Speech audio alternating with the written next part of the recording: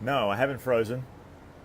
Hey guys, Tommy G, middle-aged millennial here on my balcony, as per usual. And today, a little more sunnier than it certainly was yesterday, which was a bit dreary. I gotta say, I do enjoy the sun a lot more than when it's cold and blustery. Though I gotta say, it's kind of cozy when that does happen, though, right? Sometimes it kind of is the right mood. And other times, generally, it's not. If I had a choice between the two, I know which one I would prefer. And that's probably the same for most people out there. Now, we've got Matt Atanasio that's going to be joining us right now, as a matter of fact. We've got a great session today talking about, yes, God has been beaten to death.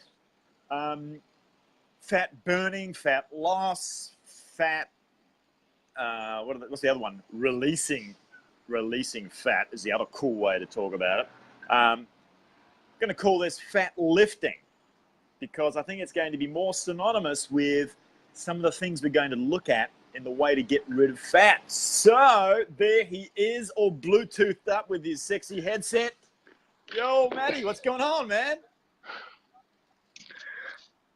I'm ready, dude. I got about 30 minutes or less. Well, this is going to be just like a lot of the people that we have that have 30 minutes or less to do a workout. So perfect.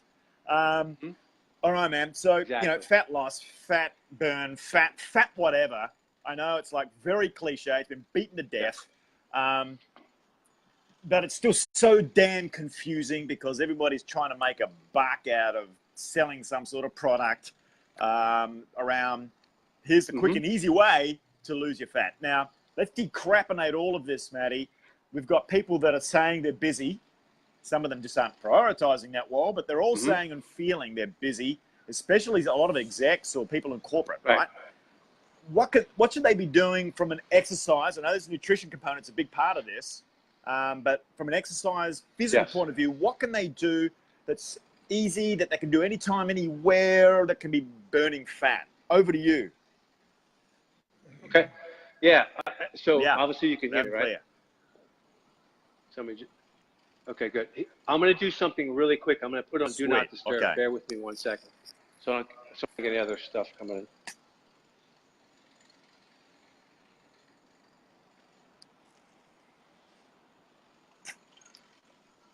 All right, back. So here's the thing. We have to maximize our time, right? We have to maximize the time that we have because we don't have a lot of time according to what people are saying. So we need to work as many muscles as we can at one time to get a fat burning effect. So typically you want to do complex exercise. I don't mean they're complex in their nature in terms of, necessarily how to do them, but there's multiple joint exercises in a complex where you do one after the other. Yeah. Does that make sense? So you would do multi-joint exercise, like a curl. That's not a multi-joint exercise. That's the elbow Curls bend, for girls. right? That's all you're doing. So, well, yeah, those are cool too. But my point is you need to do multi-joint exercise where the big muscles are working the most. And those are, we call them compound exercises. Right. And then we put them in a complex of exercise one after the other. So here's what I'll do. I'll do 4 simple exercises in a complex, so 4. And there'll be a pushing and a pulling and a leg type exercise. So we're using upper body, shoulders, back, arms all together. And then we're going to do the knees and the hips all together. So you have all the muscles, all the big muscles working. Because the point is you want to do as much muscle work as you can in that period of time. So doing 20 minutes of curls and dips isn't going to make you burn fat. Yeah, because that's small muscles. Does that make sense? So we need to maximize. I like your tee. Your t-shirt, muscles. Fat Fire. What is that? It's like fat burning, fat fire. Yeah, that's my boot camp. Fat Fire, I love it. Okay, It's called Fat 2 Fire. Burn fat and use. It's like burning fat. Fat fire. Right? Fat 2 Fire. Let's burn some fat. Let's set some fat on fire, Matty. Let's go. Cool. Yep. So we're gonna do a dumbbell complex of 4 exercises. Then we'll do a band complex of 4 exercises. Okay. Right? That you could do. and then we'll do body weight. We'll see if we can get it all in about 20, Woo, 25 minutes. Sweet. Okay, Hey, Steve. Now, so the thing is what we can do is we can do this on a time-based thing, meaning you would do, let's say you had 15, 16 minutes. You could do 4 exercises, right? And you would do, let's say, a beginner could go 30 seconds of work with 30 seconds of rest, go through each exercise, right? 4 rounds, right? So you do 30 seconds of the first one, rest 30 seconds, okay, through the first and the 4 exercises. If you're more intermediate, you could do 40 seconds of work with 20 seconds of rest. And if you're more advanced, you could do 50 seconds of work with 10 seconds rest. It all depends also on the amount of weight that you're going to use, right? So there's multiple factors, but the point is you want to do exercises that involve the most amount of muscles, the most amount of joints, and specifically the bigger intensity. muscles. You want the intensity to be up as well? Oh yeah. Absolutely. Listen, I could give somebody a 7-minute workout and they'll be praying it's done, because it's intense. But that doesn't make me a great trainer. The point is it has to be efficient, effective, and it has to be purposeful, and you have to be doing the exercises correctly, right? So anybody who's not even a trainer can make somebody sweaty and throw up and red in the face. Anybody can do that. Just tell them to run. Tell them to do 20 sprints without resting, and they'll be sweaty, throwing up, and that doesn't make you a good trainer. Does that make sense? So the point is good technique, as high intensity as you can, with the least amount of rest, using as many muscles as possible. In a short period of time, and you're done. And then the thing is the burning effect, the burning of calories afterwards, after burning. That's what I was going to ask. Really the key. Sweet. Okay. And all right. That's the key. So hey, Roydie. All right. We're going to go hard on these. It'll continue on after for hours or until the next day, the next 24 hours. Well, I'll put it this way. Their studies have shown that if you do high intensity interval training, where you're doing this type of thing, multi-joint exercises in a complex, or compound joint exercises, in a complex of 4, 5, 6 exercises, people have shown it 24 to 48 hours of extra, calories burning that you normally would have. That's the afterburn effect. So the point is depending on how hard you go, and obviously how many muscles you're using, that's the key. All right. So this is going to be this is going to fit in the box of HIIT, right? High intensity or like Tabata? I mean, it's 20 seconds on, 10 seconds off type of thing. Well, if we do a Tabata, that's a whole other story. I mean, that's tough. Tabatas are tough, and because you could do, they're very difficult. 4 minutes. 4 minutes. 4 minutes, 10 you seconds feel it. of doing. So we're just the push up. What do they call them? Burpees. Burpees. Yeah. Well, you could do deadlifts, you could do squats, you could do clean and presses, you could do pull-ups, all multi-joint exercises for 20 seconds and 10 seconds rest. 20 seconds. Pardon the expression, balls to the wall, all out, everything you got. And I know that's the type of training they use for the movie 300. Is that right? Those kind of movies. They prepared these guys doing the Tabatas. Yeah, it's a Japanese the ice skater with the Tabatas. The ice skating trainer. Okay. All right. Sorry, buddy. I'm getting your rhythm out here, so I'll let you go. All right. That's okay. So basically, we're going to do an exercise called a dumbbell bench, a dumbbell press, overhead press. Then we're going to do dumbbell squats or front squats with dumbbells. Then we're going to do something called dumbbell rows, and then dumbbell a deadlift. Now I'm going to do 2 types of deadlift: a regular deadlift and a Romanian deadlift. And the person can choose. If somebody has knee issues, then they may want to do the dumbbell. The Romanian deadlift. It's called RDL, Romanian, because there's less knee work and more hip work. So I'll give you. So this will be for the person that's got the dumbbells at home. So they've got some apparatus at home, or a gym where they've only got half an hour to get to at lunchline or at the end of the day. Listen, versus the heavy traveler, which is not going to take 24 kilos of dumbbell with him, Right. So if you're at home, or if you have a gym, or you're somewhere where you have some dumbbells that are good enough in terms of weight to give you a decent workout, that's great. Okay, this is great. This is perfect. All right.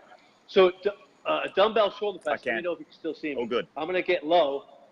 Okay. So when you do a dumbbell overhead press, make sure your palms are facing each other. Some people have pain when they do this. if they were to press overhead, Right. they have pain in their shoulder. So we tell people to bring your elbows in and be more neutral position where the elbows are more in front of the shoulder, not outside the shoulder. It just depends on the person. They have to decide what angle of my elbow feels good. Does this feel better than this position? Which position feels the least amount of issue, right? If you have impingement, you got to be careful. So I'm going to go down here because imagine me standing. You could even do these like this too. Yeah. You press up and down, full extension all the way up and back down. Yeah. Now from the side view, Yeah. my shoulder, my elbow is just below the shoulder, and I have a little space here. I don't want to get down here. That's no good. Too much work on the shoulder joint. Right here, a little space, and then we press up. Now the key to this exercise, besides the pressing part, is keep your core tight and your glutes So strong. you want to activate those beforehand. Because you don't want to arch your back. Right. You don't want to do this. Yep. You want to tuck and keep tight. All right, so you activate that up, first, get that set up, and then you're into it. Right. Right. Squeeze the glutes, core tight. Nice guns, man. Just like that. Okay? So we got, that's dumbbell shoulder press. Next would be a dumbbell squat. Now you could do squats a few different ways. You can take the dumbbells or a dumbbell. So we'll do this first. These are called front squats. So the weight is sitting.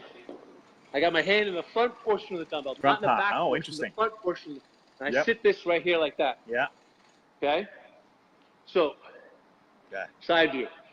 First thing you do, I like to do, is I claw the ground with my feet. I grab the floor with my feet. Feet about shoulder width apart, a little wider.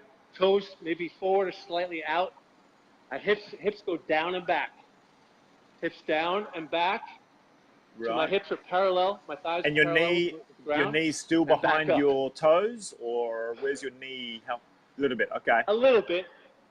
You want a little bit of forward motion at the ankle. A little bit. There we go. So like this. All right. See how my still spine straight. is the same angle as my shin? And you're activating your glutes and your core beforehand. Parallel. Okay. When you come down here, it's slow. Yeah. Strong here, strong here. When you come up, you squeeze the glutes, and then you come back down. Here's the key. As you go down, you have to keep your core tight. Don't let your stomach stick out. Core tight. Right. The deeper you go, the more you got to keep your core in. I don't use a weight belt. Okay. So I want to build the belt inside me. Of course. Okay. So I don't use one.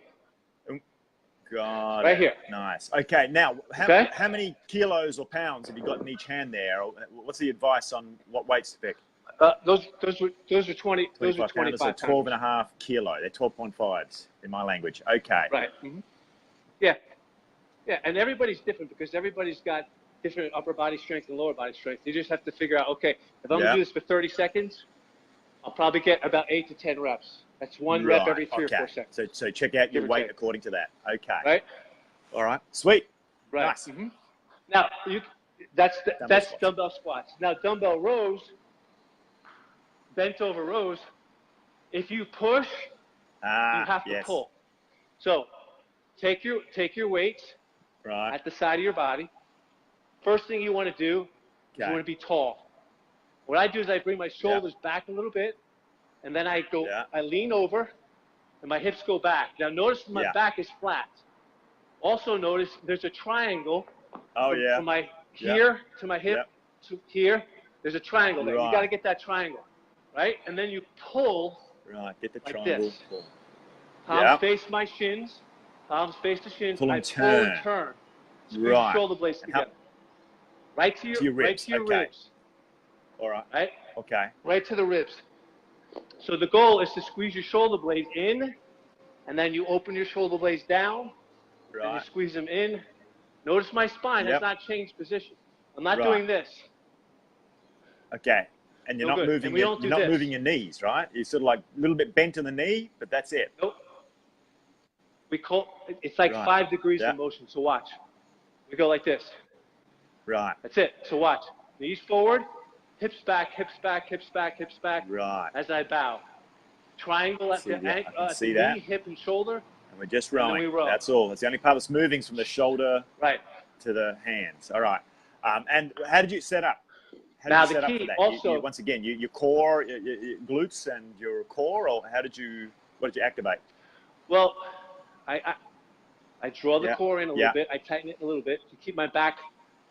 You don't want your Right. stomach to stick out because that strains your lower back. Yeah. So core tight. Yep. Okay. Hips go back, hips go back, hips go back. Yeah. As I bow. Chin in. Yep. Eyes to the ground. Ah, right. Not like this. Looking at the mirror. Yeah. This is bad. Okay.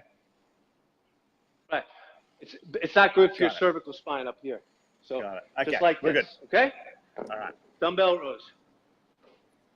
And now you have dumbbell deadlift, or you could do dumbbell RDL. Okay. And I'll show you the difference.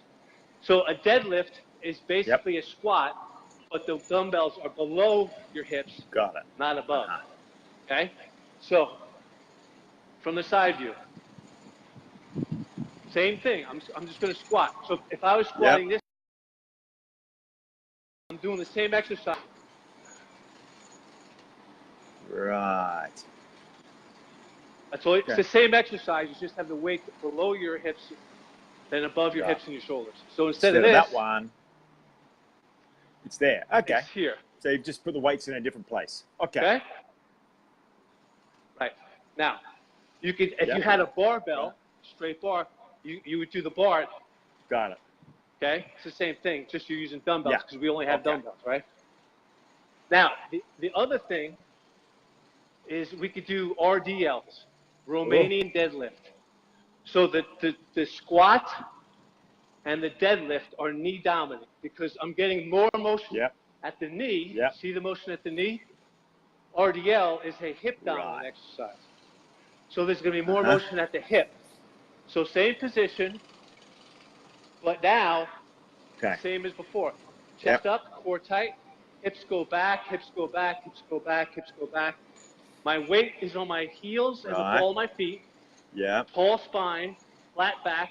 My hands are mid-shin. And you don't need to go down here. Mid-shin. That's too far. Okay. Right? So and chin in. Mid-shin. Now, if you have a mirror, you go down as far as your hamstrings allow you. This exercise is going to test you right here. So the big muscles again. Yeah. You'll notice I have a small big muscles. You'll notice I have a small knee bend. Small. But this is hip dominant, so I get more motion at the hip. Motion at the hip. So it's hip dominant. Okay. Different. Nice. Okay. So here. Okay. Now, when you come up, you tighten the muscles right here. You drive your hips forward.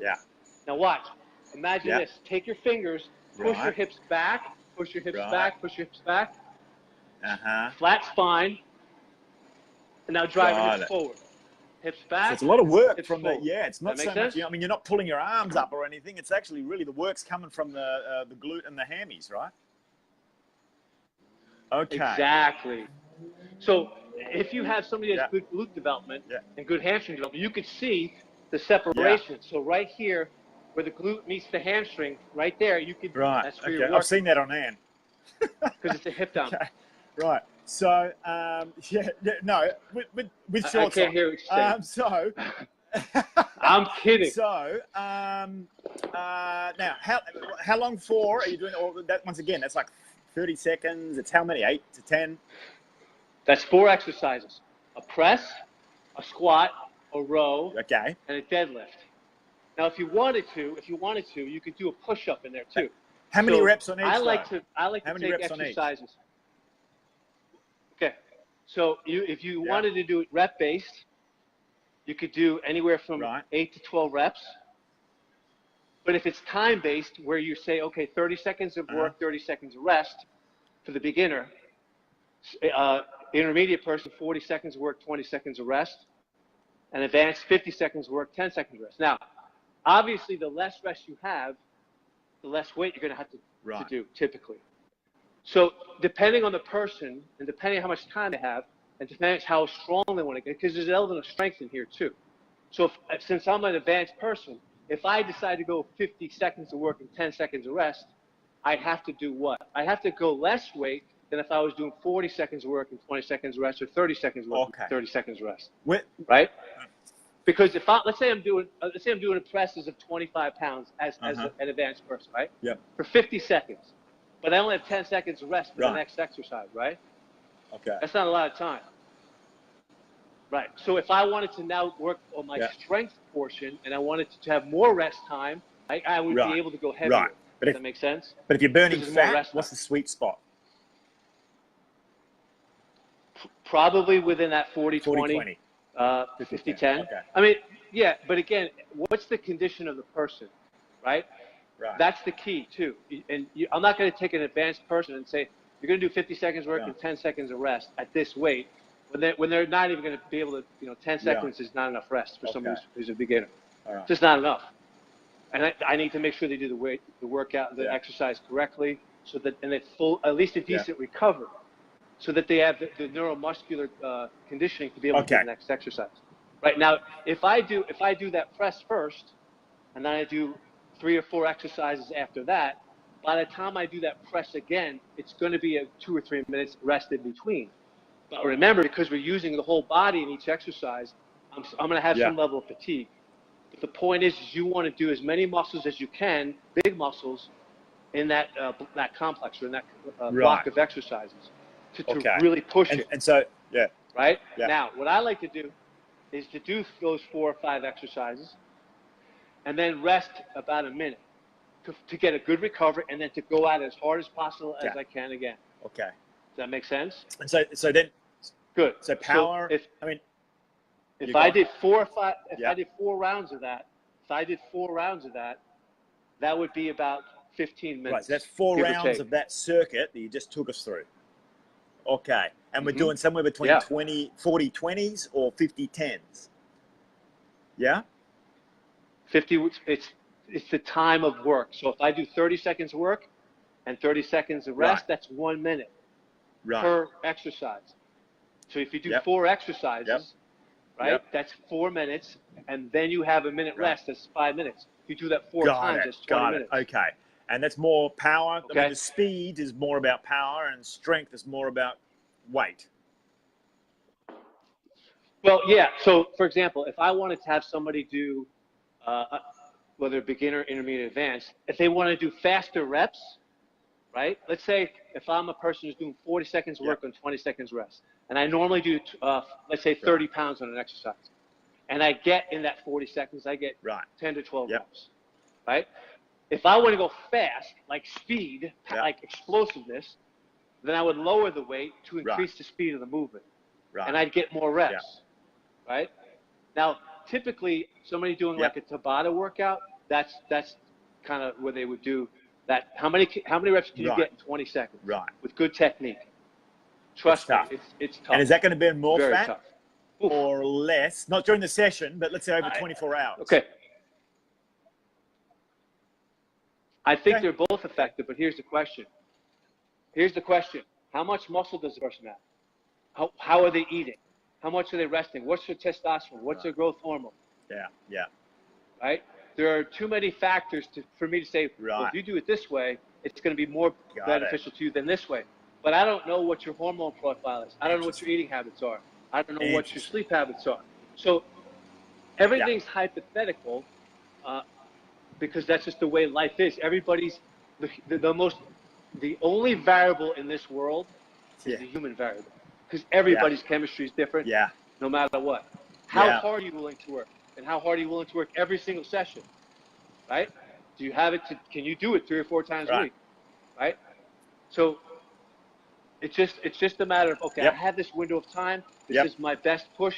This is the most amount of exercise All right, get. okay. I'll let you go. I know we're getting tight on time here for you having access there. So next, we've got that in the luggage. We've got the busy exec corporate duty traveling around. That's the only bit of apparatus he can take. He's got a band. Order on wish.com. Get it cheap on wish.com. Okay, go on. Yeah, we could go shoulder presses again. So you take the band, thumb under, palms on top, not underneath like this, like what we call pronated grip. Stand on the band, bring it to your shoulders, and then we just core tight, hip stable, leg strong, push up above the head. Isn't that amazing? Look at that. Just like that. So now the higher you go, the more tension on the band, the Right. more your muscles work. So this is easy here. Once you get to Yep. about here and here, that's where because the band Right. is lengthening, Okay. so it's tougher. All right. Okay. So What that's size just band is that? shoulder press. So for what? Yeah. What band is this? It's like okay, it's about that thick. And what length or any idea? It's about this It's probably about a 3.5 little more than feet. 3.5 feet. Okay. Like this way. Great. All right. So it's about Yeah. a meter and a bit long Sure. when you've got it looped. Okay. Right. So, right. Now, we could do Yeah. squats too. Instead of Yeah. bring it here, hold it, Yep. hold it at the Look at shoulders, that. and squat. Okay. Once again, you're braced up in the glutes and in the Okay. core beforehand. Okay. Right. There we go. Now, notice my Spread. knees and my Right. toes are in alignment. I don't want my toes out Right. and my knees in Okay. like that. That's no good. Make sure the knees follow the second and third Second toe or of the third toe of the foot. Okay. down.